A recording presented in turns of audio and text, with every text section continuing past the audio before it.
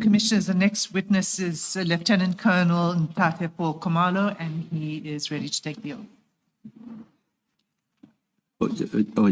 Just repeat, will he He will swear take or the oath. affirm? Oh, okay. Good afternoon. Please state your full names for the record.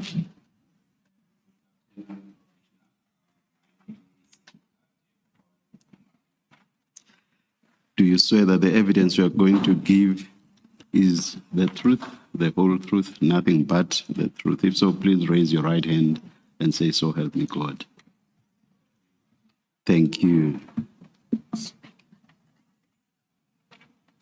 Thank you. Lieutenant Colonel Khumalo, can you just ensure that your mic is on when you're speaking? And perhaps turn on both mics so that the audio is, can pick you up clearly. Thank you. In fact, while I'm here, as I say, Lieutenant Colonel Khumalo, perhaps I should just get this out of the way. Are you related to Lieutenant General Khumalo? Thank you, Commissioners. Maybe I should say it in Setswana so that the whole South Africa should know that I'm Khumalo, but not Khumalo from Zululand, but Khumalo from Northwest. Then you are probably related to this Khumalo, who is from the Northwest. No, in short, Commissioner, I'm not in any way related to Lieutenant General Khumalo. Not at all. Thank you, Chair. Thanks. Thank you, Kenneth. All right. Can you begin by describing your role and the office you occupy in the SAPS? Thank you, Commissioners. Previously, I joined the SAPS in 2004, trained at Oudtshoorn Academy. Thereafter, I was attached at Gales River Police Station under the visible policing. A year later, I joined in 2005. I joined a specialized unit called the National Intervention Unit in Cape Town offices. I then, 2011, got promoted to a warrant officer post at the Office of National Commissioner in Head Office. Subsequent to that, I then got promoted in 2017 to a captain post at Human Resource Development under the Office of EDTP, Education Training Development Practitioner. I then got transferred to ORS in 2019, and I was the coordinator and planning officer under NOC, which is the National Operation Coordination Office under ORS. 2022, I then got promoted to a lieutenant colonel rank at Ilembe district, a district that is based or that is at KwaZulu-Natal, as the operational commander of the DOCC, which stands for District Operational Command Center. Subsequent to that, in the midst of all my promotion, in 2018, I was then deployed at the PKTT as one of the tactical commanders of combat. And as I was deployed with the team, in 2022, I was then appointed as one of the TACJOC commanders. And subsequent to that,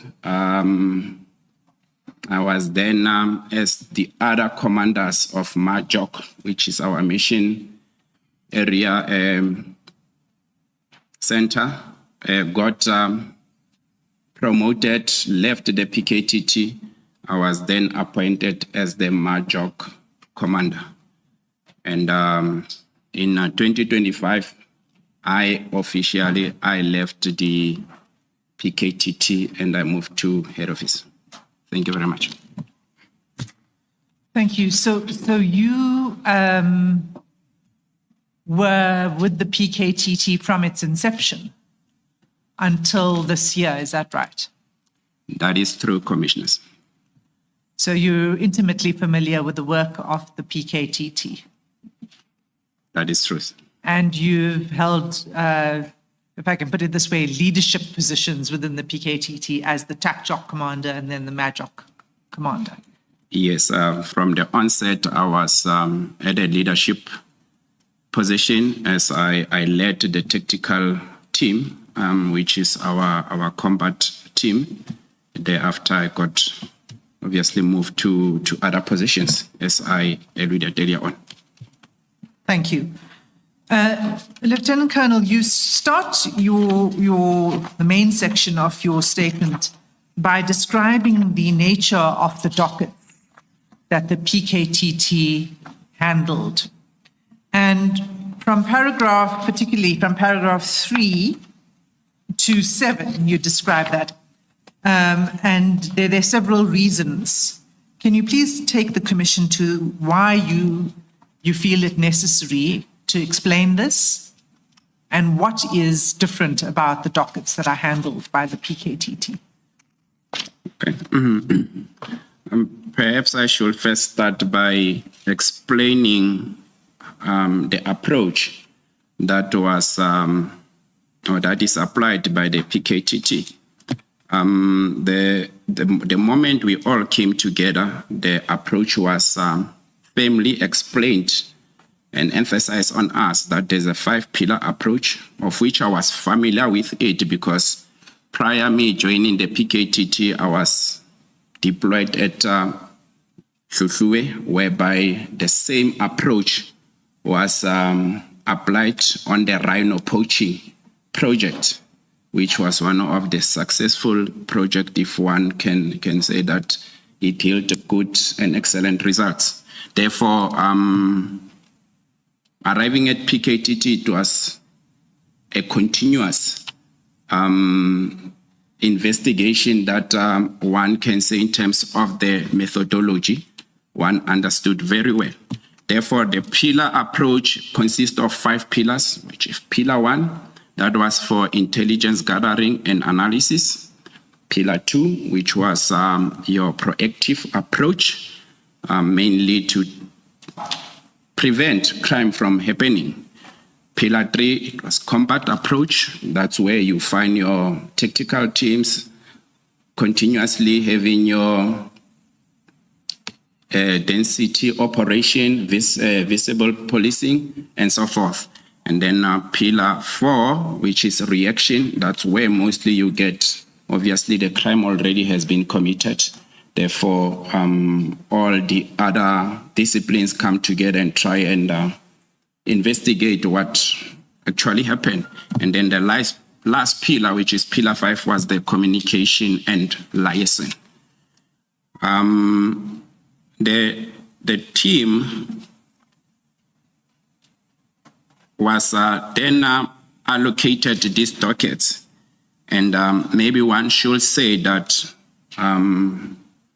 moving forward, I will fast forward to 2024.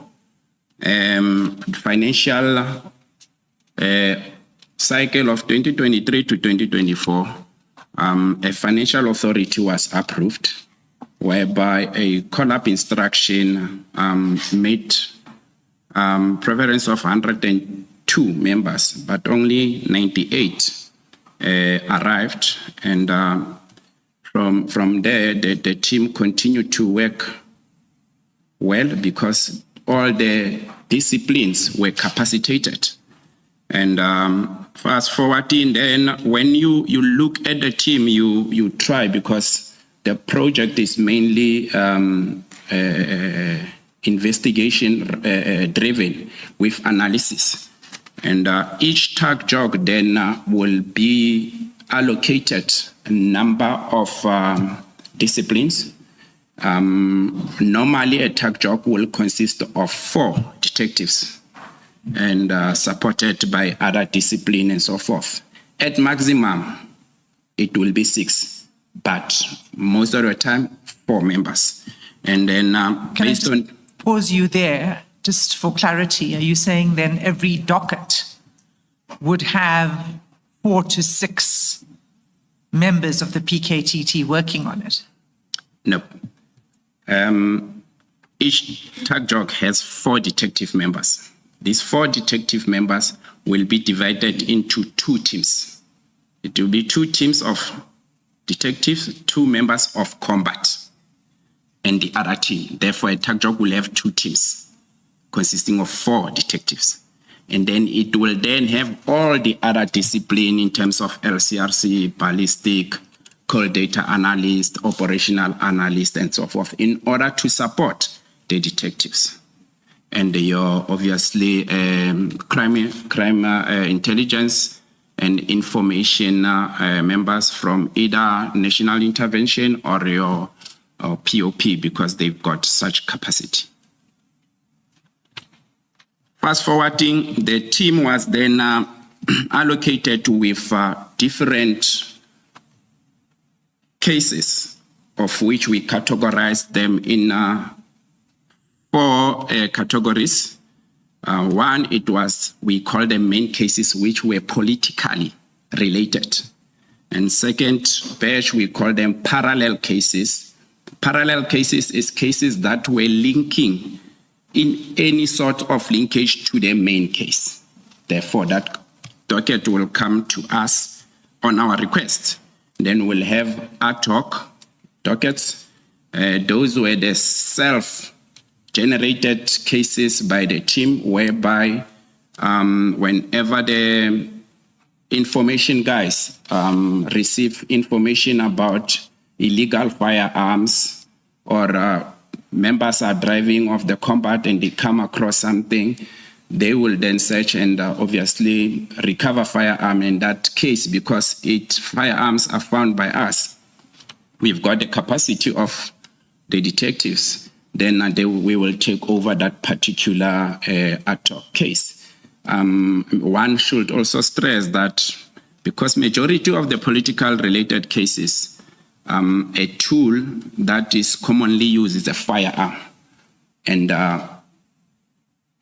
we did recover a lot of firearms that are linked to the cases, but there is still some of them that are still outstanding. Therefore, doing this ad hoc operation, intelligent-driven operation, it's part and parcel of policy. Therefore, it was relevant for us to seek for such firearms. And then last batch of cases, then it was traditional leaders cases, which were allocated to us last year, April, on an instruction of high authorities. So that was when your mandate was extended as a PKTT, April 2024, to include traditional leader killings.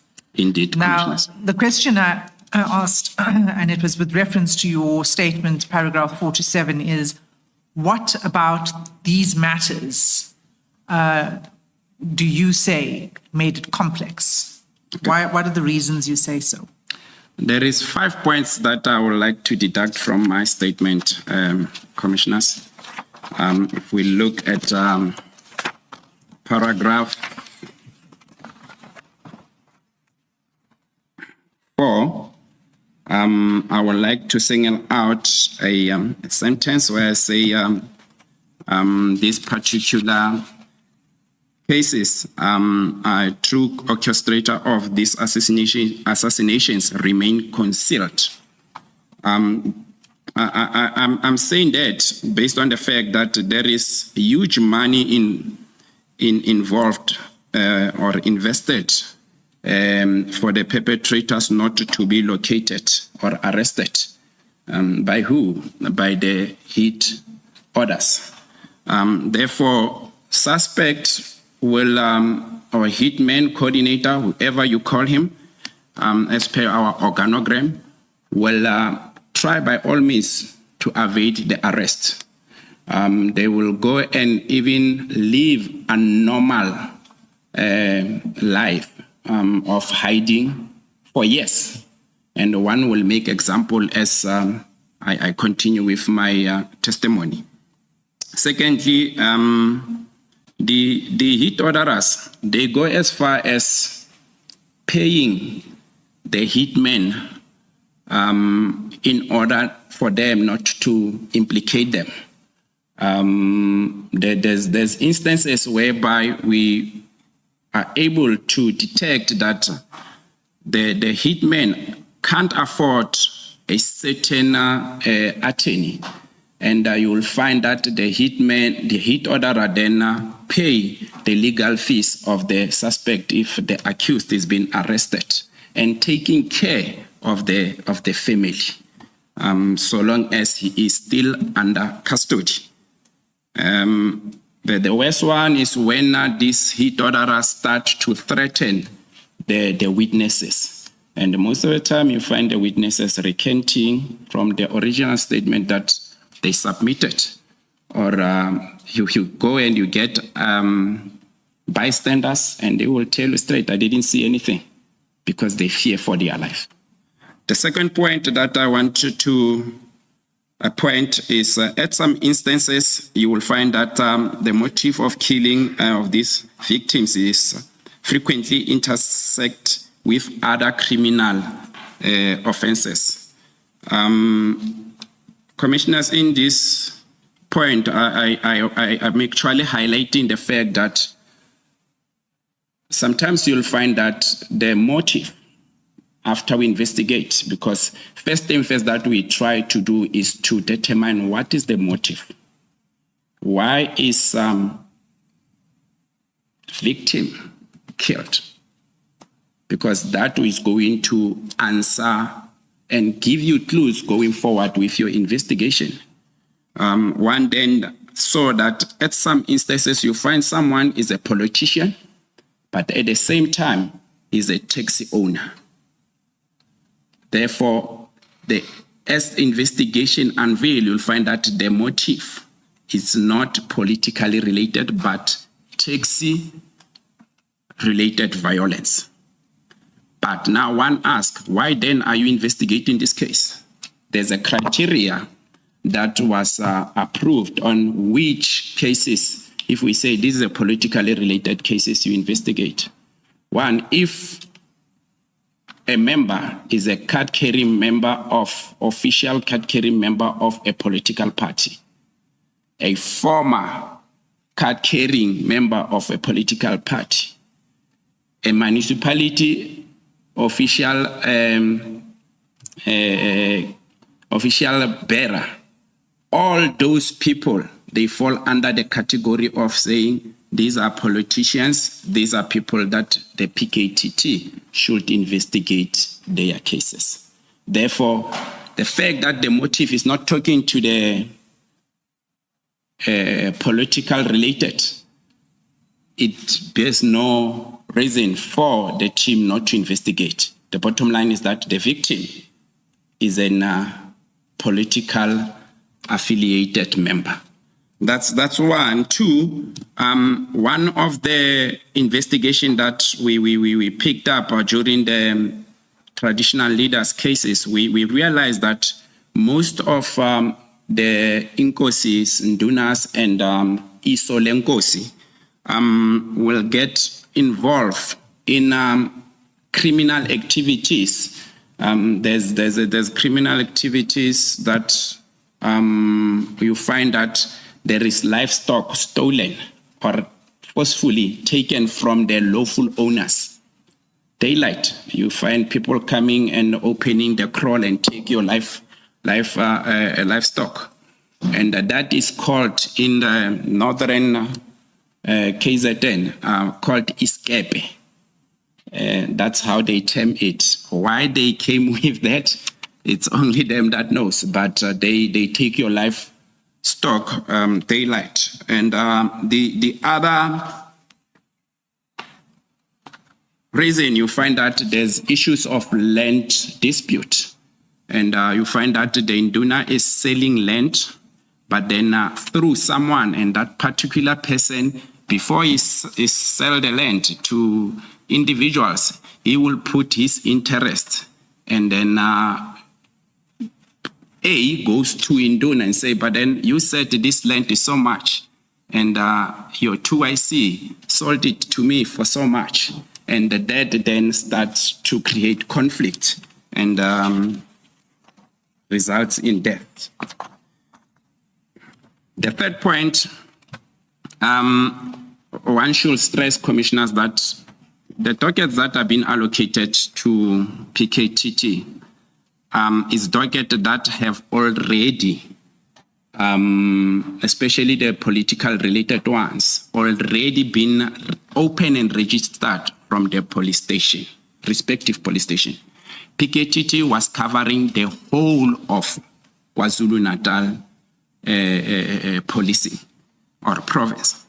And one then asks, how do you get this particular docket to PKTT? There was a process that was tabled and agreed upon. Immediately when the docket is open and registered, and the station feels that this is politically, because they will be the first respondents, they feel this is politically related, or the person is a politician or an office bearer of a municipality, they will then transfer the docket to the district commissioner.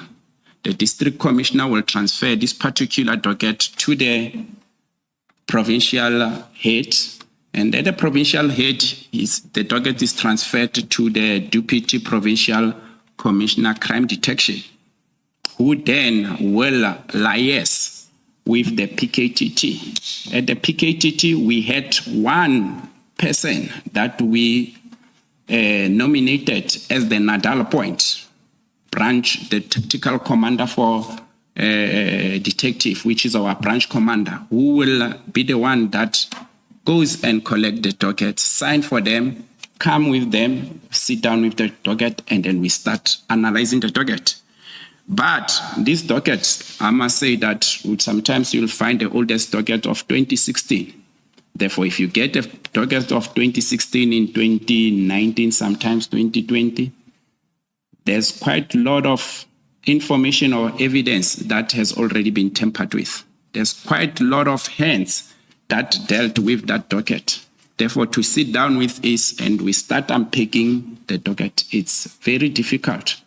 I should maybe also mention that that's where you'll find that when you go back and try and interview the witnesses and see if whatever they said 2-3 years back, they will be consistent with that. And witness will tell you that I've lost interest. I don't want to continue with that. And that makes our job difficult. But despite that, we continue persuading, because our aim is to solve the matters. And then the fourth point, commissioners. Now in paragraph 6. I think yes, I've covered that. And then I will move to point number 5, which is the last point, whereby I want to emphasize that the significant risk associated with this investigation. One should mention that the hitmen used in these killings sometimes are sourced out from taxi industries, from security companies, and so forth. Because I recall at some point, General Khumalo made an example of a certain firearm that was sliced, and the firearm belonged to a certain municipality, and municipalities, because they had securities that was guarding the premises and so forth. Therefore, there's firearms that we took and others linked and so forth. From security companies. And secondly, you find that the hit orderers, it's people that are financially muscled. And it's easy for them to buy anyone in order for them not to come forth and give evidence against them. Hitmen, sometimes they take fall on behalf of the hit orderers in order to protect. And lastly, the chain of this organogram, it's long. For instance, you will get hit order. Sometimes it's not one hit order, they are together, 2 or 3, because they've got one common objective. You get a coordinator. Coordinator can be divided into 2. Coordinator that knows the hitman, coordinator that will deal with resources, because sometimes hitmen, they don't come with resources. They tell you that for me to execute this job, you need to give me firearms. You need to get me vehicles. And others will say, I come with my firearms, but whatever that you charge me will be double. It's a profession to them. That's what we are trying to dismantle as PKTT. And as you also get spotters, people that will spot the victim, where he goes, what time, what vehicle is he driving, who is he traveling with. It's not a once-off thing. The operation can take 2 a month up until they get the movement of the victim in accordance to time and so forth. Then you will get your driver, person that is only hired to drive. Make sure that after the shooting, you just drive. Then you get your hitman. Therefore, that's how we crafted our organogram as we continue with investigating these cases, that this is how and the patterns of these killings happening. I think I've... And finally, you say in paragraph 6, the final reason you talk about the complicated nature of these cases and these dockets is the threat to the investigating officers. Do you want to say something about that? Yes, commissioners. Sometimes you find that the same people which wanted or ensured that the victim is no more or is being assassinated, if they see that the team is closing to them, they will then try and come for the investigator. If not, the docket, because they know that if we mess up with the docket, there won't be clear evidence to link us. If we capture or we ensure that we take the investigator, then we are certain that we are safe. Therefore, that's when we decided that combat needs to be with the team. And that is going to assist in protecting the investigators, including the docket, that you safeguard this docket, you safeguard the investigators. Nothing happens to these 2 item and a human being. The docket and the investigator. An investigator. And you've had experience of the team being ambushed in the past. Indeed. Perhaps people might even think that why using National Intervention Unit, because they are highly trained? Why using Tactical Response Team, because they are highly trained? They could go out there and fight the crime. Whatever that they are doing in PKTT, they are fighting the crime. In the past 7 years that I've been with the PKTT, we have experienced 3 attacks. But in those 3 attacks, I thank God even today that there were no casualties. The first one happened in 2019 when our team was traveling from southern side of the KZN, where they were investigating politically related cases, and they came under fire at night. They were able to survive that, even though 2 of them, they were shot, but at the lower part of their bodies. The second one and the third, they happened actually in the same month. This was in 2022, December. The first one happened in Phoenix. The team was busy with the observation, and shockingly so, the victim in this followed the team up until the team reached a garage. And when they were at the garage, the victim started opening fire on our members. It was 4 members of the PKTT. And luckily, they managed to neutralize the victim, which is normal. The third incident, on that one as well, 2 of our members, 3 members were shot, but luckily no fatalities. On the third one, which is the bizarre one, the team was busy with investigation at Msinga, and as they left the police station, going up the mountains of Msinga, a vehicle started following them. And they could see that this vehicle is following them. And they accelerated, but the vehicle continued to accelerate up until they arrived at a certain point, and the passenger drew a firearm, a pistol, and started shooting at the members. Members were able to return fire, and 2 of them were shot, but then not fatally.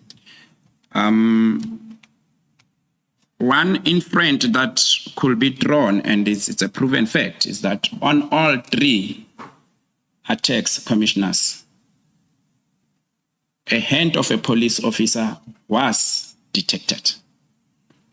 The matter of 2019, there was an R5 that was used. R5 is carried or allocated to police SAPS. And then on the other 2, definitely the member that shot our PKT members at Phoenix, he was a member of SAPS. On the one of Msinga, which I said bizarre, the driver of the suspect vehicle was a police officer. The passenger was member of the public. And that's the member of the public that actually drew a firearm and shot at our members. And then when we conducted the investigation, the firearm he shot us with, it's a police firearm. That means a police officer handed the firearm to a member of the public to shoot them. So out of all this, because of combat being part and parcel of the team, we were able to win that particular attacks. So far, we know that police are being attacked and police are dying. Maybe one should make an example of detectives that were traveling with a suspect in Gauteng, and I think it's 2-3 months back. And then the particular suspect from court, how he managed to get the firearm and shoot and kill the 2 police officers, we don't know. But then for us to have a combat, we try by all means to avoid such. Thank you, Commissioners. Okay, so very high risk involved in the dockets that the PKTT investigates, is what you're saying. Very high, and the attacks come in different ways, and there's quite high profile firearms that are being used. The teams are traveling far, wherever they are based. Sometimes they travel about 500 kilometers to a particular crime scene and back. Therefore, you can imagine all type of terrains they are coming, driving through, and the exhaustions and all that. And that's where your enemy actually will strike. But then with combat, and we made it a clear point that combat, you don't drive, so that you can always be alert on the road. Okay, thank you. All right, so, and can I just ask, Colonel, this which you're describing, the risk that confronts the PKTT Yes, Commissioner. investigators, is it something that is unique to the PKTT because of the way in which you work and the kind of cases that you handle? That's the one possibility. And the other is that even those detectives who do, in KZN, who do murder and robbery, which is not political killings, for example, may well face the same risk on a daily basis as they go about doing their work. But which one is it? I will talk mainly on PKTT because I haven't been in murder and robbery and so. PKTT, one knows that most of the time you find that there's political element involved. And therefore, I don't think there's any politician that will want to allow his career go down the drain easily. Therefore, to deal with this PKTT all the way out of his way, and that he save his career will be the business of the day. And they know very well that whenever PKTT deals with a certain docket, they don't let go up until they get to the bottom of it. They will try everything in their powers in order to protect themselves from a distance. Because others, it's scary tactics that when we do this, they might not come for us. Therefore, I wouldn't say much or dwell much on the serious and violent crime if there is such attacks on them. But then looking at the statistics of how the police are being attacked, one can't rule that out as well. Thank you, Commissioner. So it's not unique to the PKTT, but you're speaking about the specific experience of the PKTT. Indeed, Commissioners. Okay, so you then deal with the issue, you talk about multidisciplinary approach to investigations, but I think you've already explained that at the outset of your evidence. Can we rather go to paragraph 9, where you speak more practically about the way in which the team investigates? Can you summarize paragraph 9 for the commissioners? Okay, thank you, Commissioners. First and foremost, as I alluded that the cases, sometimes you find that they are old cases. The moment we get the docket, we sit down with all disciplines, all pillars. We sometimes, or as I remember at some point, the project coordinator, then Lieutenant General Khumalo, will call it Isambonyani, meaning we come together. Here is a cow head, and let's see how we enjoy it. We will take statement by statement and analyze it thoroughly. We look at all angles. You take a statement, you've got your call data analyst, you're sitting with your operational analyst, you're sitting with your digital forensic investigator, which is the DFI. You're sitting with your DFO, designated firearm officer, and including then myself, which is combat commander, because at the end of the day, I'm a police officer. I might see things that they don't see. Therefore, we will look at all the statements. If there is things like your call data, vehicle tracker, you sit with statement, you sit with call data, you see what is this person saying versus the call data. Do the two corroborate each other? You're sitting next to the statement, there is a vehicle, a tracker vehicle. Then you look at it, this person says, on the 25th of January, he was in Pretoria. But the tracker is actually placing him in KwaZulu-Natal. Is this person telling us the truth or not? Let's check who was driving the vehicle on the day. You take the call data and you check the call data based on the vehicle, based on what is saying in the statement. And these three needs to talk the same language. We follow on exhibits. Where is the exhibit? They were collected, they were submitted at, be it ballistic, at lab, at question documents, and so forth, scientific. All these disciplines will sit and we then see how are we going to solve this case. During that process, commissioners, we have projected, because the nice thing, as I said, in Tlogo Yenkomo, you have projected. We're projecting this statement. Whatever that tasking we're generating out of that, it's typed. It's also shown on the screen.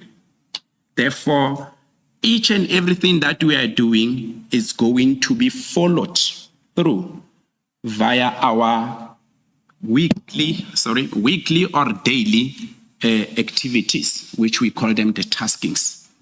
Therefore, all the capabilities of the PKTT sitting together are able to generate taskings, and follow-ups will be done. What was important is that we then created what we call past 24 hours and next 24 hours. If we give you a tasking today in the morning, we expect within 24 hours we'll get the feedback of such.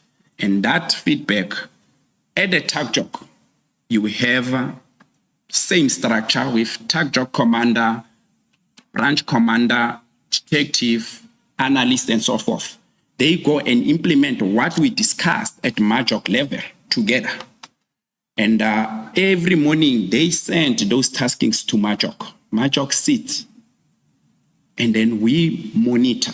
We have groups where we check. If we see that what we agreed upon that you go and meet B, why are you starting with A? We said start with B because we picked up that there is some element that were not included on B statement. Put A on standby, go to B first. So all that helped in ensuring that our investigation flows. So practically what you've described in now and in your paragraph 9 is this teamwork approach to the investigations. That seems to be quite a central theme. Is all of the different experts coming together to detect and investigate. Am I right on that? Indeed, commissioners, that assisted a lot because bringing together all these experts were able, because whenever a tasking that comes up for a certain discipline, that particular member that knows that I need to run with this and be able to account the following day. So you paint a picture that's quite impressive. Are there never delays in the investigation of these dockets? Our monitoring tool of the daily tasking compels you to comply with the instruction, because when you are giving a tasking, it's sort of an instruction that go obtain 1, 2, 3. Commissioners, I must say that sometimes it will be difficult because you find that the members are sitting at court because the matter that they are attending, there's a court appearance. Immediately after that, those members, they are not going back to Tagjok. They must continue with the case that is under investigation. And to secure appointments and so forth, other people will tell you that it's 1,600 hours. I'm not there and all that. But to me, as a commander sitting there, I'll tell you that I want my statement. How you get it? See to it. I've given you resources. I've given you a vehicle. I'm protecting you. I've gave you tasking. I want the feedback. Therefore, turnaround time was of importance to us because we knew that PKT is not a permanent structure. Therefore, we need to work with speed in each and every docket we're dealing with. We have limited detectives with plus 300 politically related cases. Therefore, at some point, we were giving ourselves 2-3 weeks, if not a month, to finalize a case so that it can move from under investigation to court going.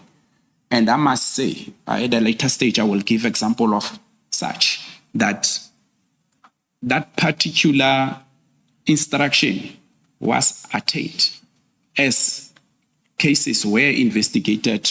There's a case that was investigated within 7 days. And that the following Monday, it was at court. that shows the dedication and the instrumental part of having all the disciplines sitting together. Thank you, Commissioner. Thank you. So if we can go to paragraph 11, and particularly the last sentence of paragraph 11, you talk about the prosecutor-guided investigations, or these sessions, these PGI sessions that you'd hold. And you refer to verbal instructions. Can you just explain for the Commission how that works, how it would be that there would be verbal instructions on a docket from the prosecutors? So it's your last sentence in paragraph 11. The last two sentences, pardon me. Paragraph 11. Okay, no, thank you, Commissioners. As our approach also involved other departments and its prosecutional analysis-led investigation, time and again, because I recall very well that at some point we will have a month, almost every month, we will have a PGI. PGI is prosecutional guided investigation, whereby team will sit together with the prosecutors that are dedicated, because we were given serious and violence crime prosecutors that were dealing with us. And during our sessions, they will guide and give advice on how to go with the investigation. And some of the tasking will obviously be put on the slide, our tasking slide, and others, the prosecutors will tell us, or sometimes we find that the teams, after we have met and given the report on a new case that it was allocated to the PKTT, when the investigation is almost complete, we will go and brief the prosecutors. And the prosecutors will look and give guidance there and there. After that, the prosecutor and the tag job commanders will then time and again interact. And that's where sometimes you find that the prosecutors will give verbal instruction to the team that go and obtain this statement. And when you have obtained it, let me know. If possible, give me a summary of the statement. Sometimes prosecutors will make comments on the docket, or after we have had our PGI, they will request for those particular dockets that we brief them on, so that the leader of the team that is dedicated to us will go and read the docket so that he can be able to then allocate them to the prosecutors that are relevant to the cases. And you say these sessions with the prosecutors, or I suppose even what you were describing before, where the team sits to analyze docket.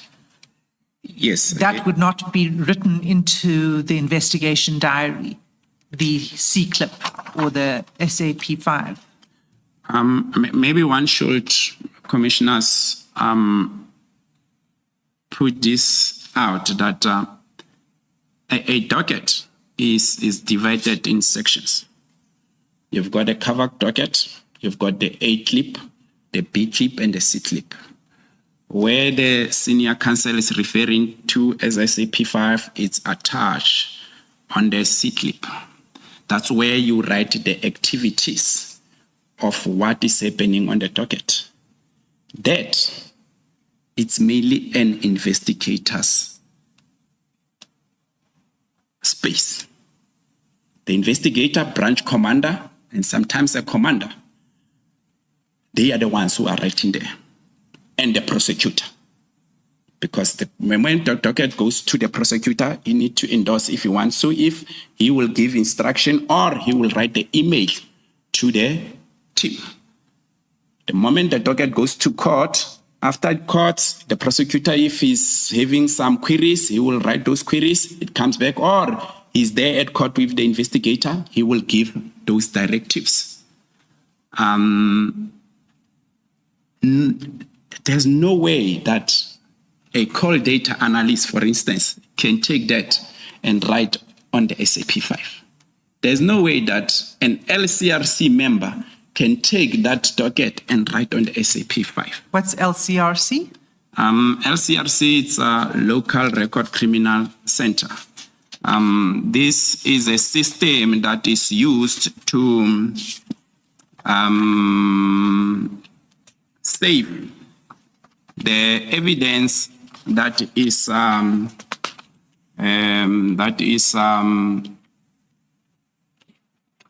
at the crime scene for easy reference, or in case if this docket, for instance, if it can go to another team, a particular IO will just go into the system and be able to get. Let me pause you there. I really just wanted you to define LCRC for the commissioners, but I'd interrupted you. You were saying that it would be only the investigating officer Yes, that makes entries into the SAP5. CB5. Yes. So other investigation, well, I don't even know if you'd call it, you can tell me, other work that's done by analysts, other investigative work would not necessarily be recorded in the C-clip.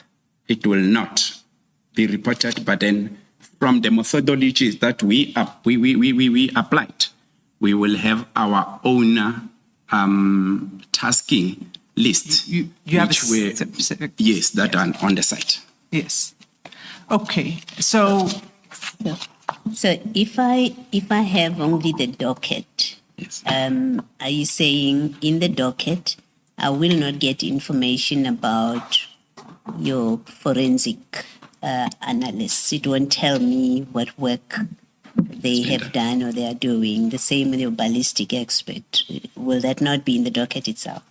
No, Commissioner. The information will be on the docket, but who will have written that information is the detective, not an analyst or an expert. But effectively, there's a lag, LAG, not LEG, Yes, sir. between your taskings, the progress you are making in terms of those taskings, and what's contained in the docket. The result of the taskings, of course, will, I assume, eventually get into the docket, or find its way into the docket. In our instance, Yes. others are there. Others, you'll find that they are not there, but there is those records that are kept in our archives on the tasking list. Thank you, Commissioner.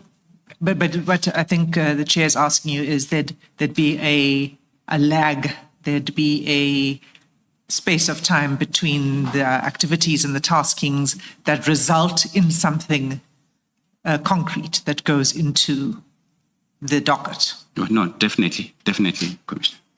Okay. Thank you, sir.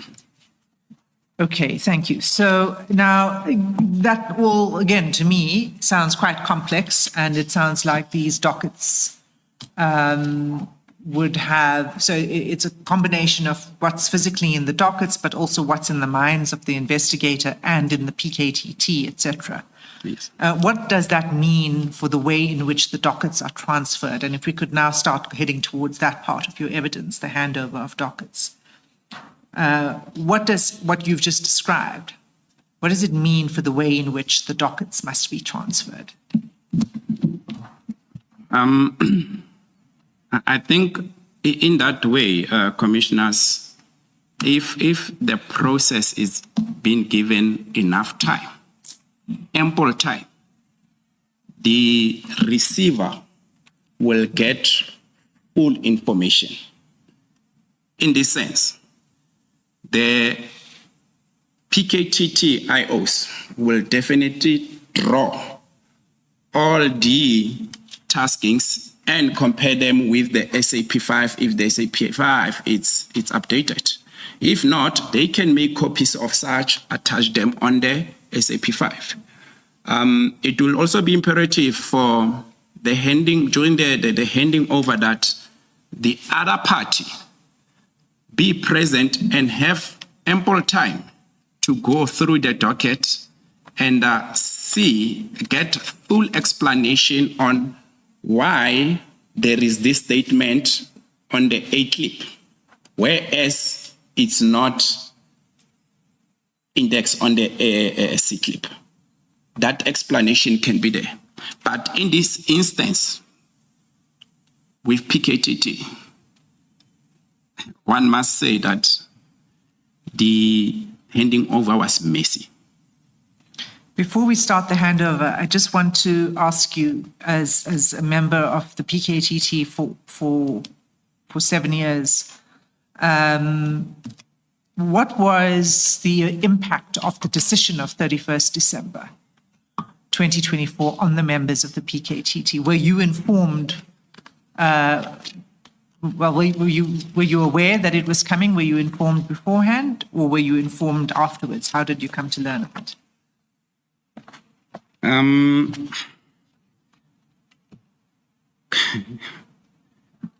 The 1st of December one is thinking of family, of having good time and so forth. We never had such luxury anyway in PKTT. We were working.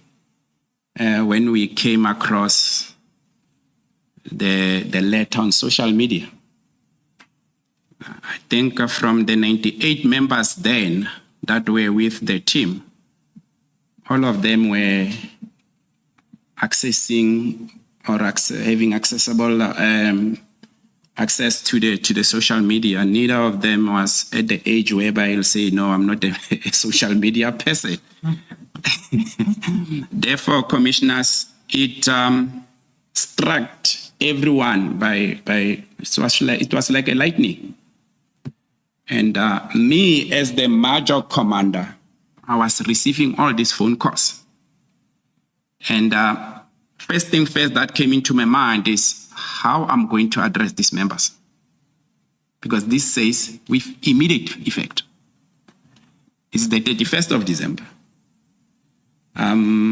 We have already submitted the financial documents for January. And there comes this letter. And I first took a phone and phoned the project coordinator, because one of my roles as the major commander was to liaise, be a liaising officer between the team, the project coordinator, which is General Khumalo, and obviously accounting at the same time to the Provincial Commissioner, Lieutenant General Mkonazi. But my immediate commander then, it was Lieutenant General Khumalo as the project coordinator.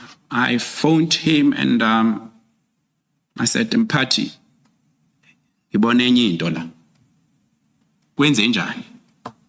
And he said, Khumalo, I'm sure guys you are shocked. But address the members and tell them that we are dealing with this matter. We don't know how this letter came about, because there was no official communication with us. We perhaps think this is not true. Therefore, I then called the commanders, because I felt like, let me first talk to the commanders and they go and talk to the members. If the members still don't understand, that's when I will call the whole team. And the comments that I heard from the commanders were not nice. They were, it damaged them. It left scars, because there were cases that were remanded beginning of January. There were cases that were on the trial stage. Other members, they were out working on the 31st when this letter surfaced. And if you are sitting with a person of interest, you're sitting with a witness and he sees this, it tells you straight away that and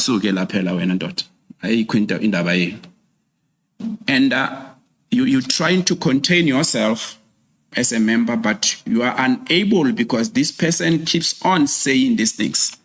Please translate that. Please get away, because there's no business that bring you to be here, because this person is referring to this letter. But then I kept on, commissioners, keeping the members abreast in terms of what is happening between head office and myself in terms of communication and if we are leaving or we are not leaving, because General Khumalo put it clear that stay on put while we are addressing the matter. Members were morale was down. They couldn't take it up until, maybe I should extend it, that I even suggested to General Khumalo that, General, could I coordinate that members perhaps get EHW, which is an employee health wellness, to come and address them, because they didn't take it nicely. And General said, before you go there, I will request the provincial commissioner to come and address the team. And indeed, on the 10th of January, General Mkwanazi, it's unfortunate I wasn't there, General Mkwanazi went and addressed the members. And he assured them that you are soldiers on the ground, continue doing policing, investigating by preventing and combating crime. We at the executive level will attend to the letter. Okay, thanks. It was not a nice feeling, I must say, Commissioners. Thank you, Colonel.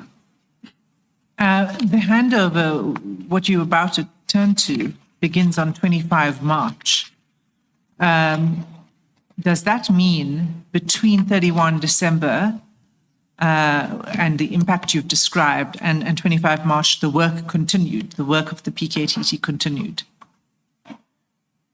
In between these dates, what the instruction that I got from General Khumalo was that continue working, but you aren't doing any investigation. You'll only monitor the court-going cases. These are cases that were either at court for bail application, for trial, pre-trial, and so forth. That is what we were supposed to monitor. All the dockets that were under investigation, we were not touching them. There's only one matter which General, I received a call via General Mkwanazi that there is suspect that were arrested under the district of Ilembe, and they are talking about their involvement in the killing of a certain politician and all that.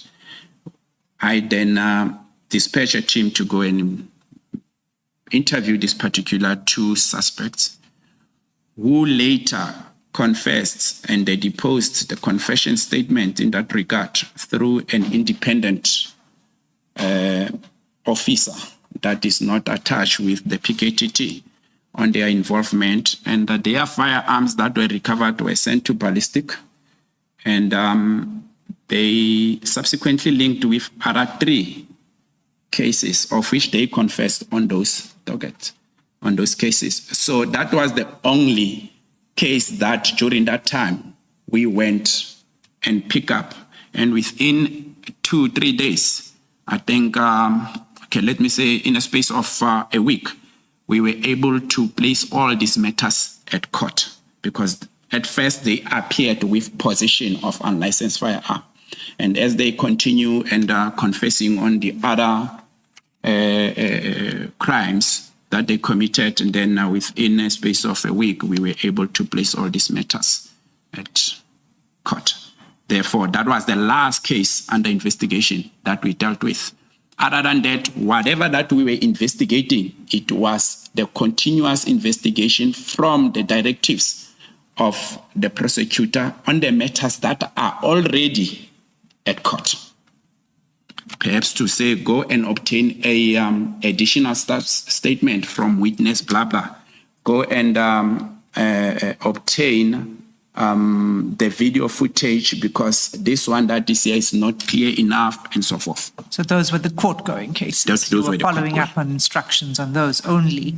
What did you think was going? I mean, what were your expectations? What were you informed? What was going to happen with the dockets, with the remainder of the dockets? At an early stage, the only thing that I knew it was don't do any investigation, and we are waiting for directives. But then as time goes on, maybe I will dwell then on the phone call I received Yes. from General Khumalo, which Okay, was so between 31 December and the handover, which starts now on the 25th of March, all that the team was looking at were the court-going cases and not the dockets under investigation. So come 25 March, what happens then? I received a call, and then General Khumalo, by then I was around Pretoria, commissioners, informed me that, Colonel, coordinate that the under investigation of all categories cases must be brought to my office before business day of end of business day of the 26th March. I then communicated and coordinated this with my 3 TAC job commanders back in KZN. Sorry to interrupt you, Colonel. The instruction was to bring all of the dockets Yes, to head office head office. the very next day. That sounds like a very unreasonable request. It was, hence earlier on, commissioners, I say it was messy. Because I think if we were given ample time, there would have been a smooth handing over. Because handing over, it's a very crucial and important process. If it's not properly coordinated, we will start pointing fingers to each other, which is not necessary. So you have 24 hours. I've got 24 hours. All right. And so how did you comply with the instruction? I did so. I'm a very disciplined member of the South African Police Service, and I take instruction so long as the instruction is lawful. If it's an unlawful instruction, I get it from any senior officer, I will never carry out that instruction. Therefore, the instruction I received from General Khumalo was lawful instruction. And I then made phone calls to my 3 TAC job commanders, including my tactical commander detection based at Majok, that ensure that these dockets are collected. After you collect them, that is all under investigation dockets for politically related, parallel cases, ad hoc, as well as traditional leaders cases, which traditional cases were dockets that we received a year ago because we allocated that to us in 2024 April. And there were 45 in total because we managed to take 5 to court in that time. Through my communication with them, commissioners, the TAC job commanders, I also told them that as you collect these dockets, because each and every, the PKTT, they divided the region of KZN into segments for each team to focus area of policing, that you focus on the northern and central part of KwaZulu-Natal. Then the other team was focusing on the midland and southern part of KwaZulu-Natal.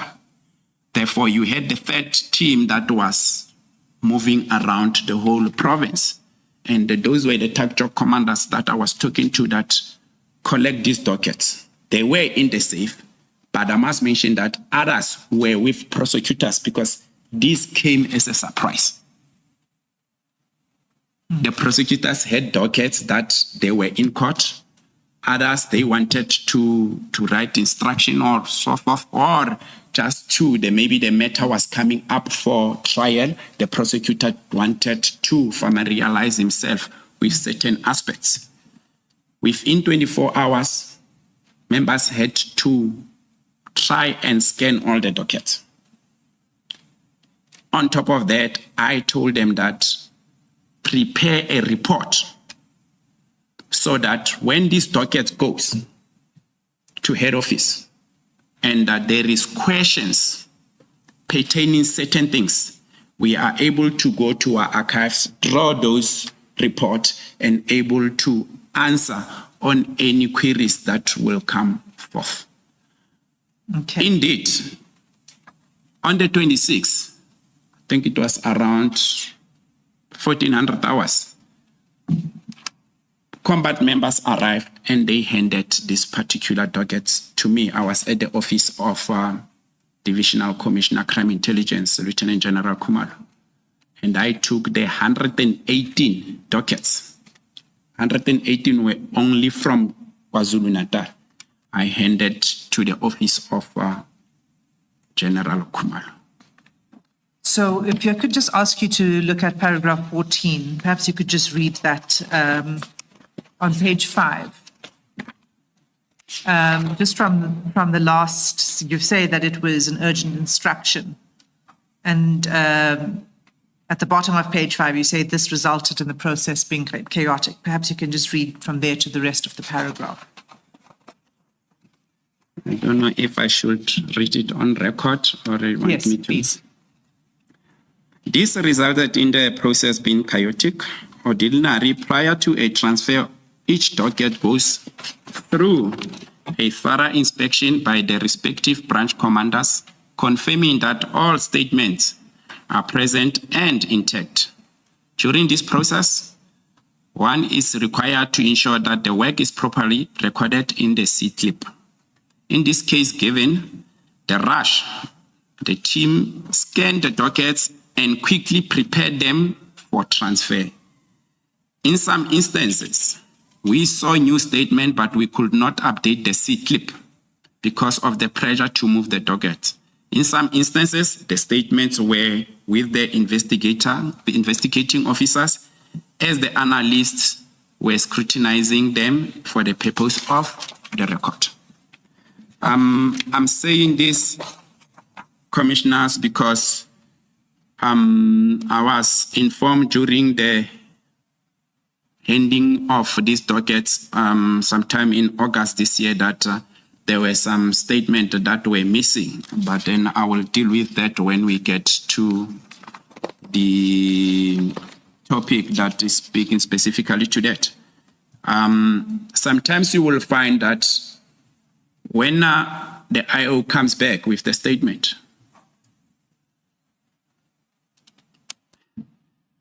I've learned the detectives through my 7 years working with PKTT.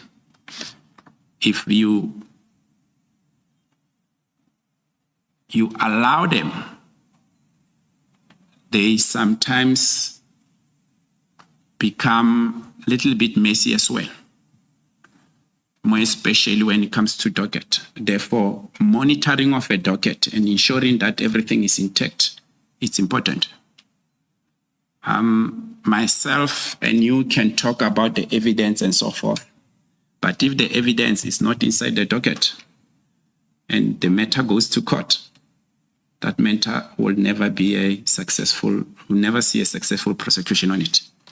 Therefore, sometimes you'll find that the IOs comes and the statement is not attached because he still wants to go through the statement as well and so forth. It's understandable, but he will forget to replace it or put it back.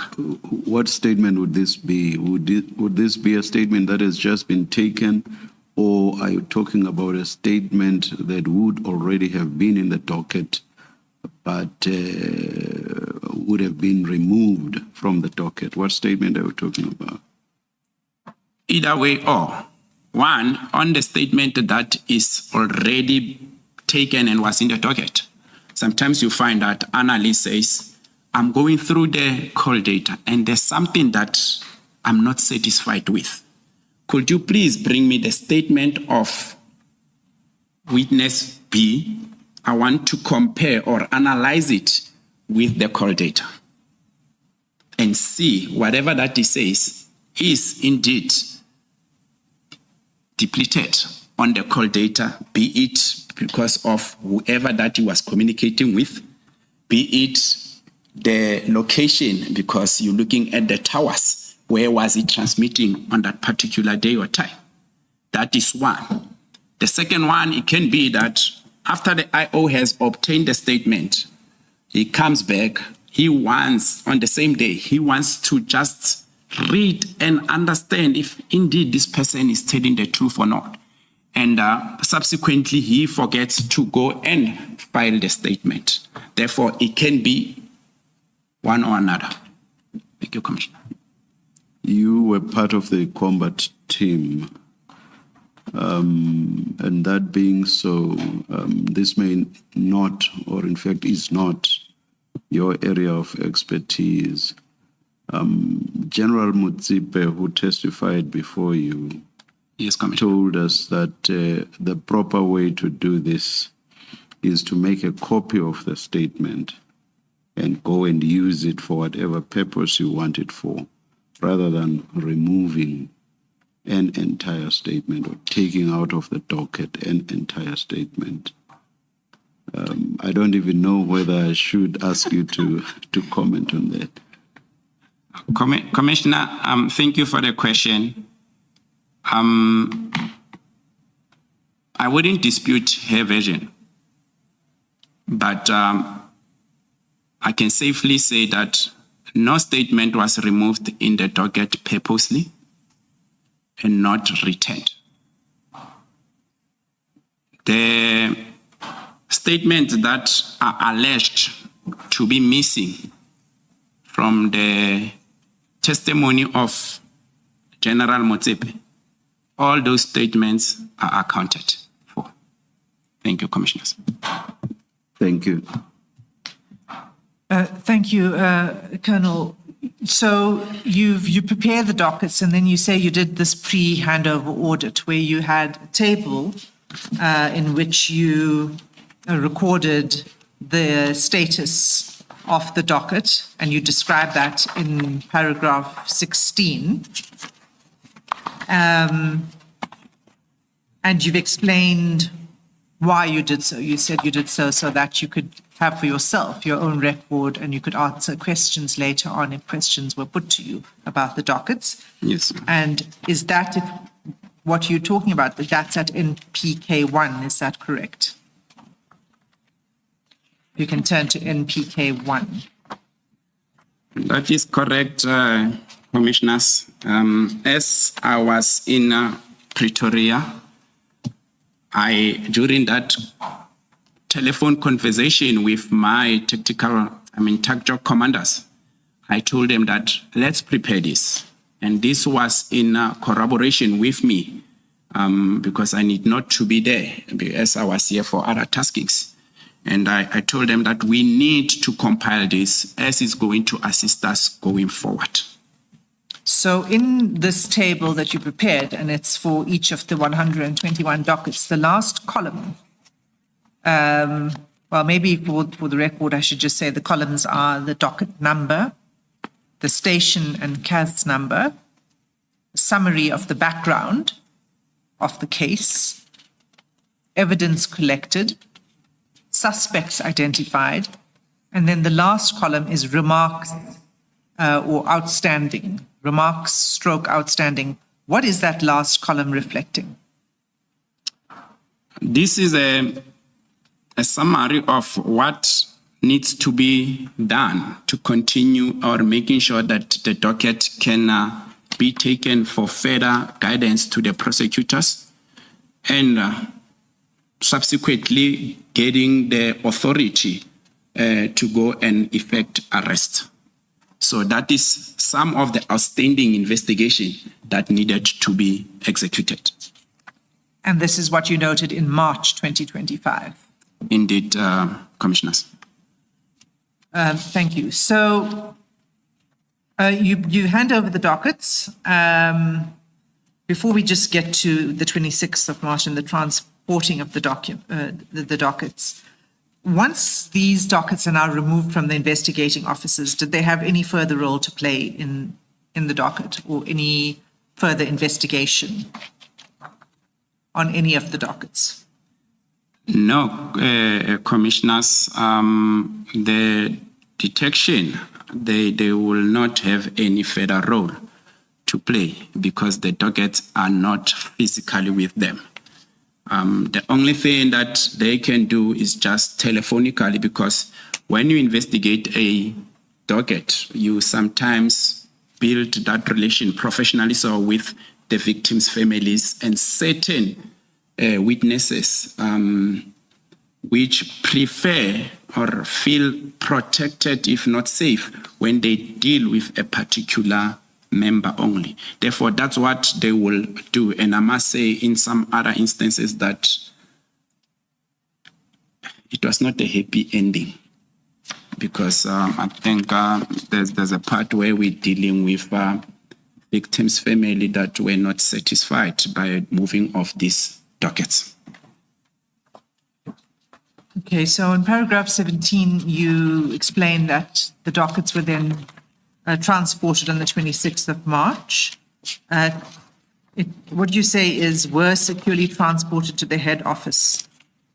Who transported them and who handed them over to General Sentimule?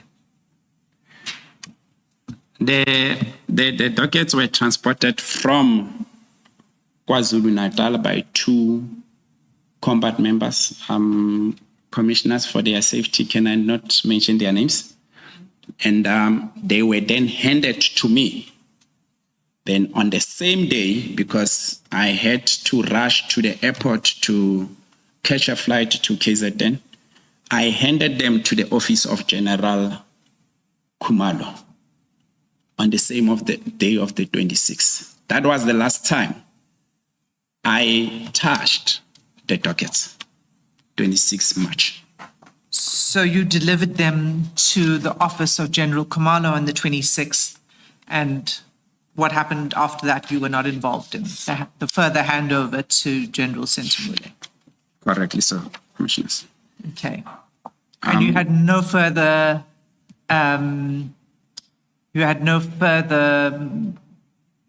contact with the dockets or investigation or work or nothing? You had nothing more to do with the dockets from that day?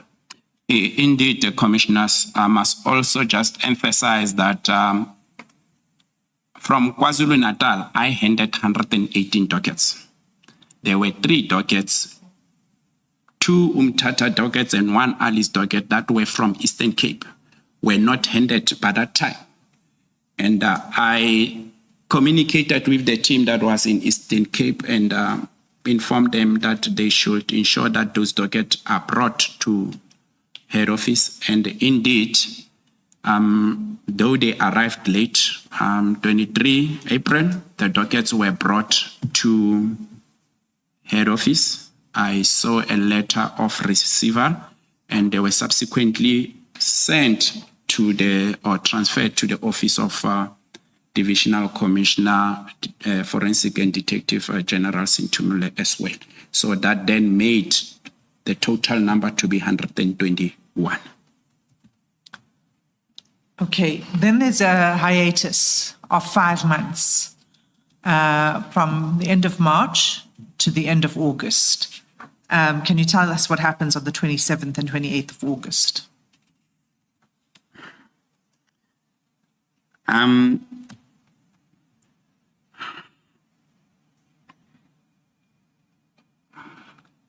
think there is, if one has flew, catch a flight, especially the route between Johannesburg and Cape Town, there's quite a lot of turbulence.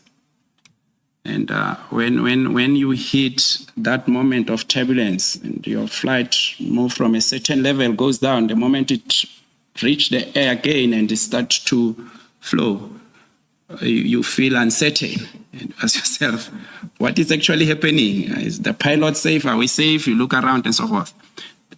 It was that moment, because we didn't know that we're going forth, back and all that, but we had confidence in our executive officials that a proper decision will then be taken, because in essence of what we are doing, we are all police officers and we fight crime. Commissioners, nothing happened between that period on these under investigation dockets. Nothing at all. You got the dockets back Yes. in August. Yes. Let's just start there before we talk about what happened in the 5 months. So were you then tasked to go to head office to collect the dockets? Is that what happened? Commissioners, thank you. I received a call again from General Khumalo on the 25th of August, informing me that there will be a 2-day handing over of the same docket that was brought down to head office. And a venue and time has been arranged for that process to take place. I then phoned PKTT members and requested 2 of the branch commanders and 1 other member to come and join me for that process to take place. I think one had about 2 days at least, and could make means and ensure that the process this time around is more professional. And we are able to account for everything that we are doing. Then on the 27th, we gathered at a venue that was identified, and myself, my 3 members from PKTT and 3 members from head office, consisting of the colonels. We sat down and we started the process of handing back the dockets to PKTT. We started by counting the dockets physically before we can go to statement by statement if they are still intact. Mind you, commissioners, that we made copies before the dockets could come, and we were comparing that with what we are getting. Because before we started that process, I informed one of the colonels that, colonels, this is the process that we are going to do. And the colonel said, no, but then, Khumalo, this is not what we did on the 28th of March, when the dockets were handed to the office of generals in Tumula. I said, I was not there. Therefore, the process of handing over, I need to account for each and everything. This is the process that we are going to do. That is why it took us 2 days. And I think even the senior officers, for them to allocate 2 days, they anticipated for that. Or else we could have just came there and say, these are the docket, 121, we leave. But because we went into depth of those particular inspection, that is why we could then pick up that instead of 121, there was actually 123 dockets. How then we get to 123 is because the other 2 dockets were very slim and they were in between the docket, one docket itself. They were in between them. So that is why we couldn't, because of the rush. I guess even head office, because they were like, no, it can't be. We got 121 dockets, but then we are getting 123. And they accepted that. So hold on, let me pause you there. You're saying now in August, when you are inspecting the dockets being returned to you, there are 123. Yes. Those 2 additional dockets were slipped into others because they were these slim folders. Yes. But were they originally there in March when they were given to the head office? Surely they were there. It's unfortunate that we never picked them up because according to our categories, those dockets were filed as closed. They were not supposed to come down because they were not under investigation. They were closed files already. Yes. So the head office hadn't picked that up either. Head office didn't pick that up because they were also amazed that there is 2 extra dockets during that process. But then one might say that it was one of those oversight issues. Then we sat down, commissioners, and we started with the process of handing over. And through the handing overs, one must mention that there is comments that were noted and fairly so by the head office team in respect of the investigation that was conducted by the PKTT. The comments are on SAP 5. And maybe if I can draw the commissioners on page 10 of my statement.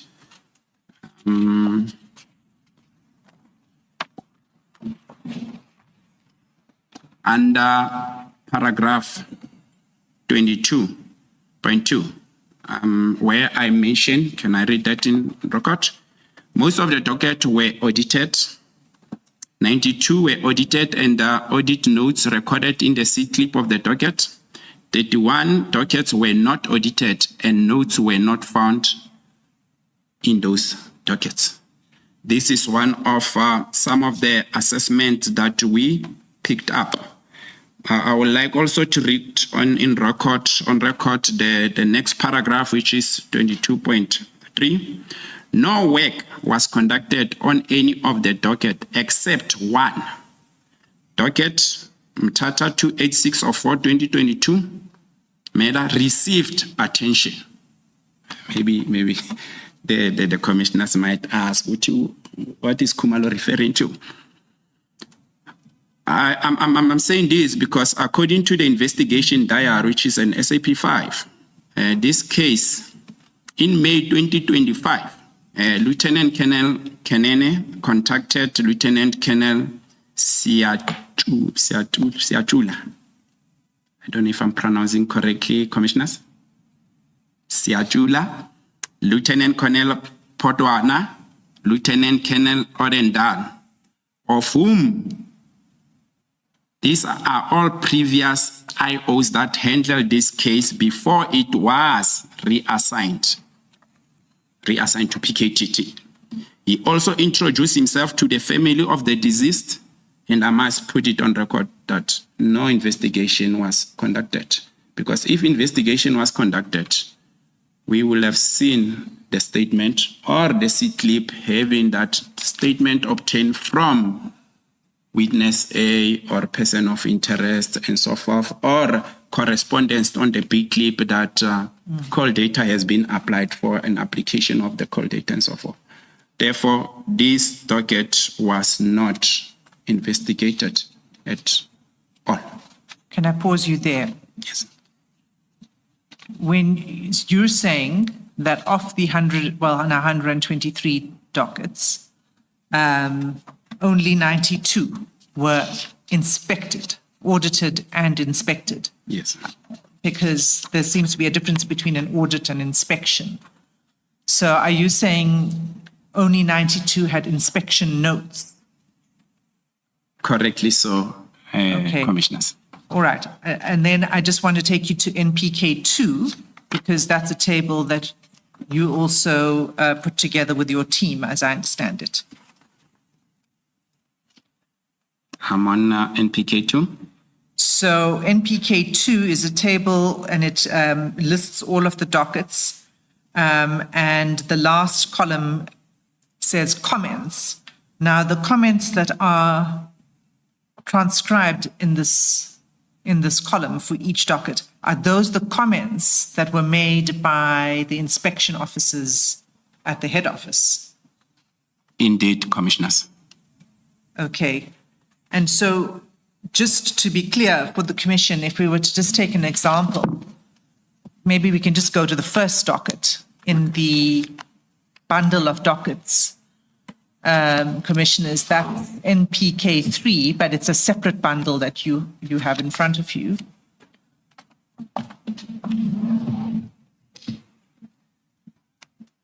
So if we take the first docket on page 1, and that's an Alice case. What do we see on page 1? This is a cover docket which entails the case number, the investigating officer, and all the offenses or instrument used to commit a crime. Okay, and then if we turn to page 2, this is not the second page of the docket technically, as I understand it. This comes from the C clip. Correct. Is that right? That's right, Commissioner.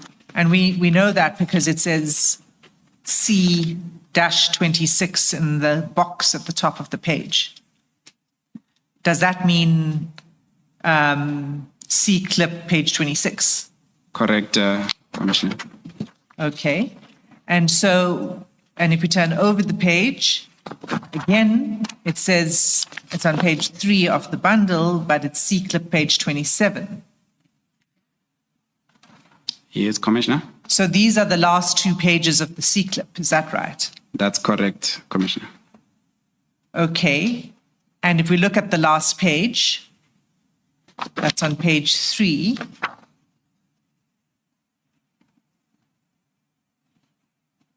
Where do we see the inspection notes of head office? There's no inspection on from the head office team on this particular docket, Commissioners. The last inspection was done in 2023-02-17. It's unfortunate the name of the member, it's a little bit, I can't see, but then I can tell that is Detective Warrant Officer. Okay. That conducted this. So this is an example of a docket that had not been inspected by the head office. Yes, Commissioners. So maybe can we just try the next? Maybe before you do that, can I just check something? Colonel, this docket, I think the evidence, maybe let me ask you to confirm. Is this one of the dockets that you received in 2023, the PKTT? Because I think the evidence of General Motsipe is you got the Eastern Cape dockets in 2023. Yes, October 2023. So this would be one of them. Yes, Commissioner. Okay. Now, right at the top of that page 1, in the middle column, so the first column says Alice, and then you've got the case number in the middle column, and it's a 206-12-2012. What are those numbers there? If you are to explain them, 206, 12, and then 2012. That is the serial number, the first number, 206. It's a serial number of the case per month. Each and every month, case numbers start from 1. And then they will go up until end of the month. And then the second number there is a month when this case was registered. And then the last digits, it's the year when the crime was committed. So, therefore, this particular matter happened on the month of February 2012. and where does one see when this docket was first opened? That will be on the MA. It's unfortunate, Commissioners, we don't have example of that, because on that particular document, that's where you get the name of the complainant, contact number, where the incident happened, and the time. But then even on this one, if you can look on the, you see on your left-hand side of the cover docket, Commissioner. Yes. There is a number starting with 071. Beneath it, there is an ink, a red ink. Yes. Underneath that, you will see it will be date and time of offense or incident. And then it says then 2012 month, I think there the person that was writing there made, it's 12, which is the 12th month. I made a mistake when I said second is 12th month. And then the date, it was the 30th. And then that is 30th of December. Commissioner, are you still following? Yes. And then time, it happened at, I don't know if my eyes are correct there, 0100. Yes. It was on o'clock early hours. Yes. So this is when the incident happened. That is when the incident took place. Okay. Now, if you go, and maybe let me tell you why I'm asking the question. Yes, You confirm that you would have received this docket, or the PKTT. Yes. Would have received this docket in 2023. Now, we've had evidence that you had done no work. The PKTT had done no work at all with this docket. And that's why I'm asking the question that I'm going to ask. If you look still at that page 1, the very last block which says finding result of trial, you see that? This is now on my... This is on the cover. Okay. I'm still on the cover. Right at the bottom? Yes, at the bottom, yes, Commissioner. You've got that last block which says finding, the heading. Yes. Finding/result. In the middle, it's got court dates. Are you able to make out what that date is there? 1910 I don't know if it's 12 or 17. Looks like 2017. 2017. Yes. Yes. So I think what I'm wanting to establish with you is you get a docket in 2023, but this docket, in fact, goes back at the earliest 2017 when it was in court. So it's an old docket by the time it comes to you. A very old docket, Commissioner. And maybe one should also emphasize on this was not one of the main dockets that the team in Eastern Cape were there for. It's a case that the team was informed by one of the complainants within the university that there is a docket whereby there was an attack on the staff. And we don't know what happened with that case. And we said, let's throw the docket and we look at it and see if there's anything that we can work on with it. Yes. Therefore, it didn't get much of attention because the Eastern Cape team worked with speed and was able to arrest quite a lot of people. And most of their time, they spend them in court. We're talking today, they were in court. It's only 2 IOs. And that the magnitude that was put in that particular investigation at the university is huge. Thank you. Thank you, Commissioner. Thank you. I just want, just for the sake of clarity, you're saying that this wasn't what you call a main case. Yes. This was a docket that you drew into your pool Yes, Commissioner. in order to assist with investigation of the main case. Yes, Commissioner. So what is the status then of this case as we sit here? The docket is provincially withdrawn. From the last time we looked at the system. One must also, commissioners, bring you on board that every time there is a movement on the docket, if a suspect is being arrested, the IO and the branch commanders, they must ensure that the system is being updated. This is now the police system. There is certain system that are being applied. I'm not going to put myself on the corner because that is now the detective work to update the system.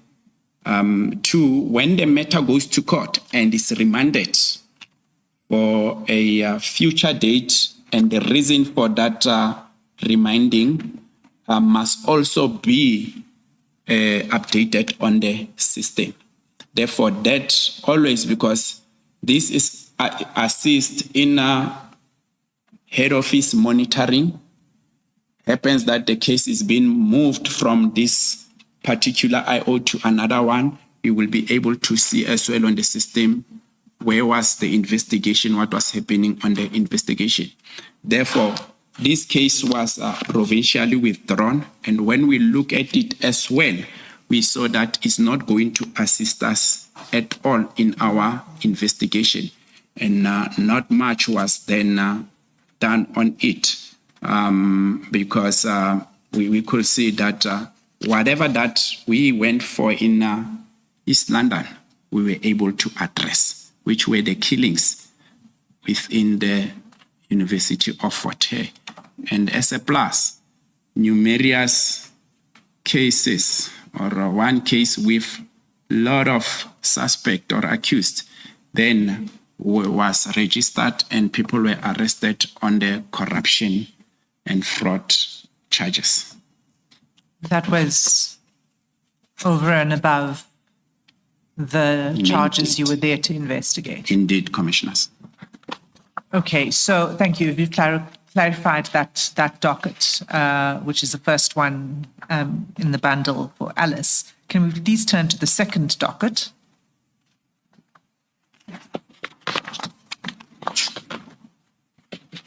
And this one is on page 4, and it's an Amanzim Toti case. Yes, Commissioners. Okay, so the first page is the cover page of the docket, we now know. The next page is from the C-clip. Yes, Commissioner. So it looks like the last 2 pages of the C-clip have been reproduced in each of these sets. Indeed. So page 6, is that the last page then of the C-clip? It is the last page, Commissioners. And if we look at, can you actually explain, we've got about 3 entries here, it seems. The first one in black at the top, then the second in red, that's in March 25, and then there's another set of notes in a different handwriting below that in red. Can you just explain each of those entries? Let me first explain that from the 4 categories I spoke about, Commissioners, political, ad hoc, parallel, and traditional. This is one of the dockets or cases that falls under traditional leaders cases.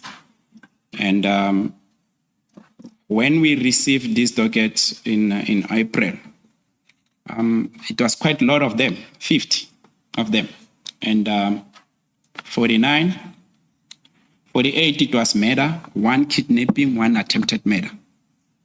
Therefore, whilst we were busy investigating the political related cases, we received this mandate. And we couldn't investigate all of them at a time. There's 5 dockets that received attention, and we were able to take those 5 dockets to court. There's one already whereby suspect has been convicted. Therefore, this is part of the dockets that haven't received any investigation. What we did, it was the analysis. Just like when I said from the head office team that they went through the docket of Umtata 286. As I was saying, there was no investigation done because no additional statement was attached on the docket, just like this. The first inspection there on top, it's by one of the PKTT investigator. That is on 2025-03-24. She's addressing that those instructions to the branch commander. And then on the 25, then the branch commander also made an entry. And I don't know if I should read this on record. Sorry, just before you go to the 20, so 24 March, the investigating officer makes an entry saying that she's received instructions on this docket and it will be complied with. Does that come from the analysis, the team meeting, or where does that come from? This comes from the analysis which we, as I alluded earlier on, that when we got these dockets, we sat down. What we did, commissioners, we first tried and see, can we, with all the analysts, look at what is still outstanding, critical evidence, your ballistic report, your LCRC report. And on a ballistic report, can we group these dockets and see which firearms, which cases are related or a certain firearm was used on? When I speak about firearms, we've got rifles, we've got 9mm, we've got shotguns and all that. But then with the grouping then we said on the rifle, we've got ballistics experts that are able to tell that on this particular rifles, there's two groupings. Colonel, I'm sorry to interrupt you, and it is interesting, and maybe we can return to it. But for now, the purpose, what I'm just trying to understand what happened here. This investigating officer, after a meeting that you've already described how those meetings work and how the analysis works, received those instructions or taskings. Yes. And she says instructions noted and will be complied with, right? Yes. But she doesn't enter what those particular taskings are. Is that contained somewhere else? Yes, we do have those taskings on our daily tasking report and weekly report. Okay. So she makes this entry on 24 March 2025. Yes, commissioners. Okay. All right, that's fine. Then you can move on to the next one. And the next entry is the next day. Yes, this is now the branch commanders that is preparing the docket. Because if you look at it, it's on the 25th. This is the day when I phoned and told them that prepare the docket, they need to come down to head office. Then the officer that did the inspection is giving that entry that officer in charge, because he doesn't know who's going to deal with the matter. The investigation has not yet commenced. Here we've received docket for perusal and for your directives. Okay. So that entry is made by the PKTT officer. Indeed. Okay. The next entry then. Can you tell us the date and who made this entry and what it's about? This is the entry of a lieutenant colonel in head office. Can I not mention his name? Because I think That's it's fine. visible enough. And the entry was done on the 19th of March, 2025. Is that March or May? Oh, sorry, it's May. Sorry, the ink is not visible enough here. It's May.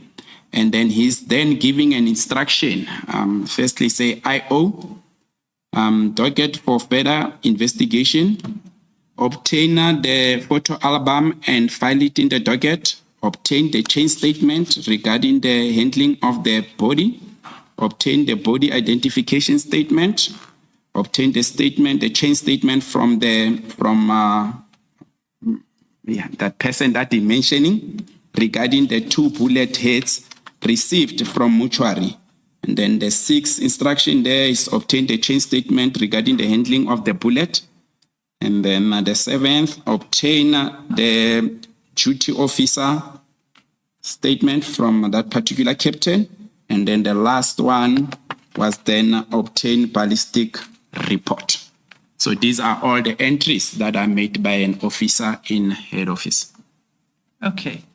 So each of these dockets, those that were inspected, would have this kind of entry on the last page of the C-clip. Is that right? That's right. The 92 that were inspected will have such. And it would be May 2025, between 19 and I think the 30th or something. Yeah, between 19 and 25, if I'm not mistaken, of May. Okay. And all of these comments you say you then reproduced into the table you produced for NPK 2. Yes, Commissioner. Okay.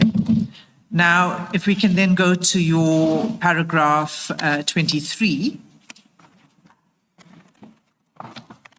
Okay, Commissioners. So in paragraph 23, you don't reproduce, because you've done it already in NPK2. What you do in 23 is you just sort of categorize and summarize the comments that were made by head office, as I understand your paragraph 23. Please let me know if I'm wrong. That is correct. That's the summary that I gave in terms of the auditing or inspection. So there are from 23.1 to 23.16 is where you list the comments. Yes, Commissioner. So my first question is, did these comments accurately capture the status of the investigation in the dockets, in each of the dockets? Maybe I should mention that this might not be 100% accurate, Commissioners. Why I'm saying that, the investigation progress is supposed to be updated on the SAP5. But then due to the methodology that the PKTT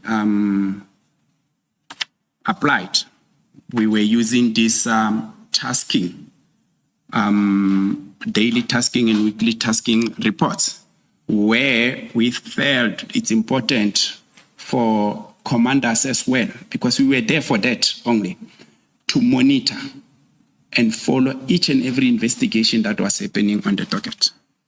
That's one. Two, one of the reasons that they might not be accurate is the fact that the quick movement of transferring this docket, as I said earlier, it was very messy. And the dockets remained behind by mistake. I heard earlier statements.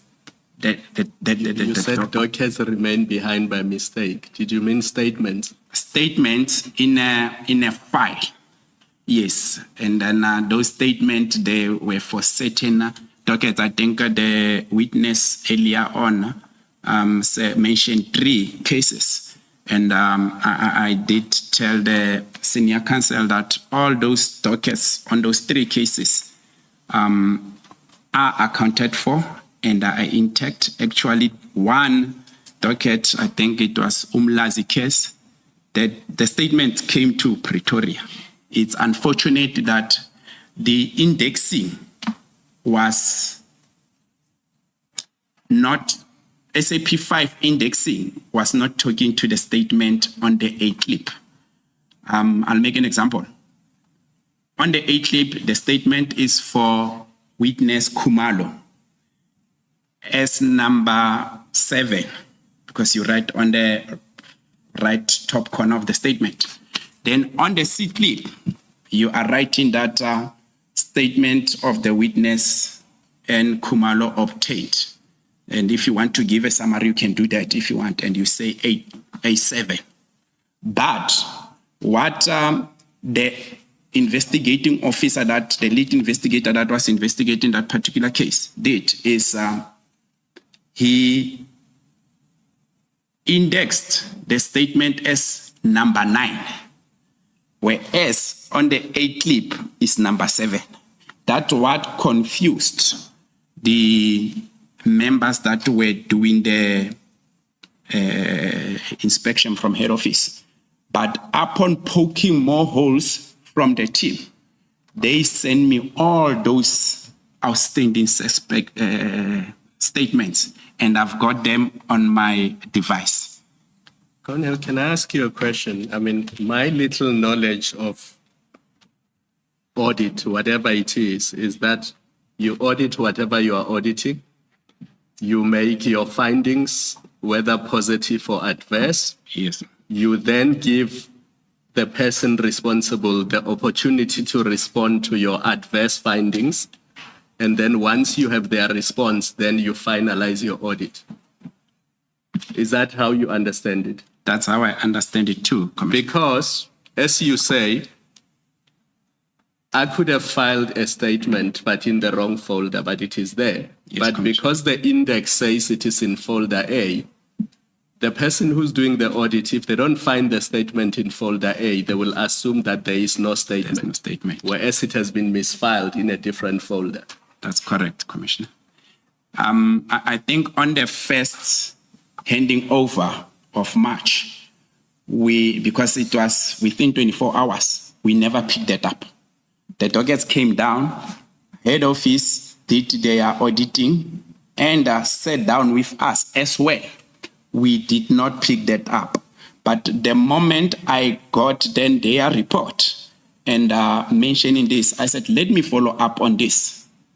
Upon phoning the team and say, can you go to this docket, look at it properly, ask the investigating officer did he ever remove any statement. They found the statement actually intact in the docket. It's just that it was a wrong filing.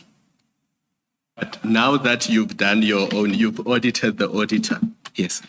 Have you gone back to head office in Pretoria to say the queries you raised in your draft audit report, actually here are the responses to it? Can you now update your audit report? Because for each of those, I mean, you mentioned 3 cases where they said statements were missing, and you say they are all accounted for.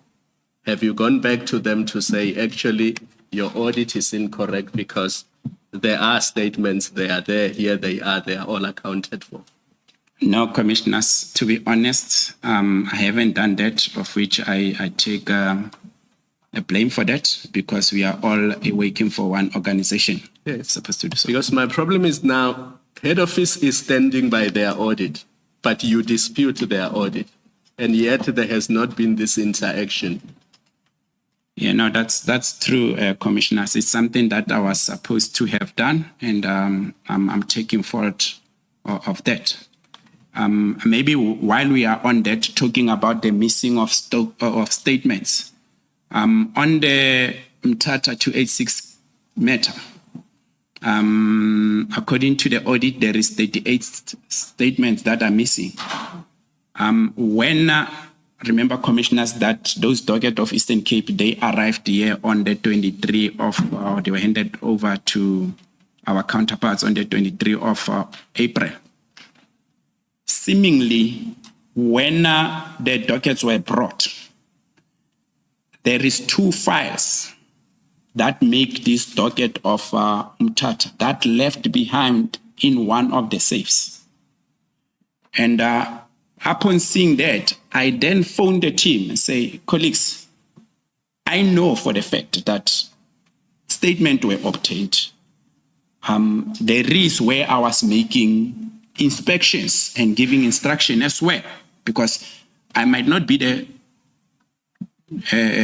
detective, but as a commander, of which even at the police station, you have a police station commander, you have a detective commander.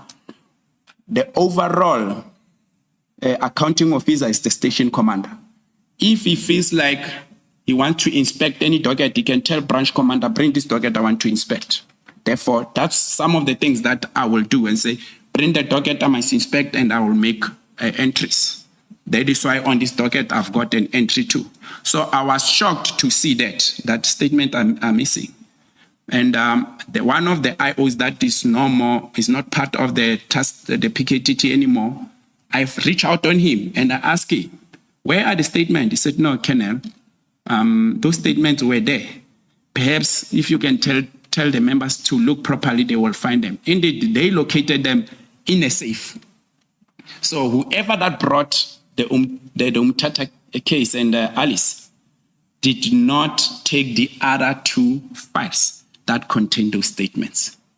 And those statements, as we are talking, they are part and parcel of the file that came to head office and have been handed to the Deputy Provincial Commissioner, Crime Detection, Eastern Cape, Major General Dladla. He can attest to that too. Then on the last one, which is Greytown 2 of 11/2018,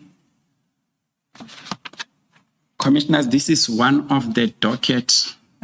Colonel, can I pause you for a moment, Chair? Yes. It's 4 minutes past 4. I'm sorry to interrupt you, but we've got a little way to go, and I just wondered whether it would be possible to have an adjournment, short adjournment, and keep going until we're done with the witness.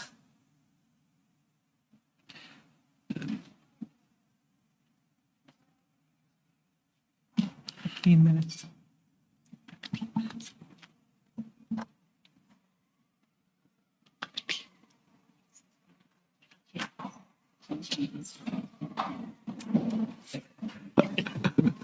Takes 3 minutes to walk up it. We've decided 10, is that fine, or 10 or 15? Thank you, Chair. Oh, you're saying thank you. I was asking a question. That takes us to 20 past. 15, please, Chair. Oh, all right, 25 past. 20. Let's adjourn until 20 past. Thank you, Chair. Thank you.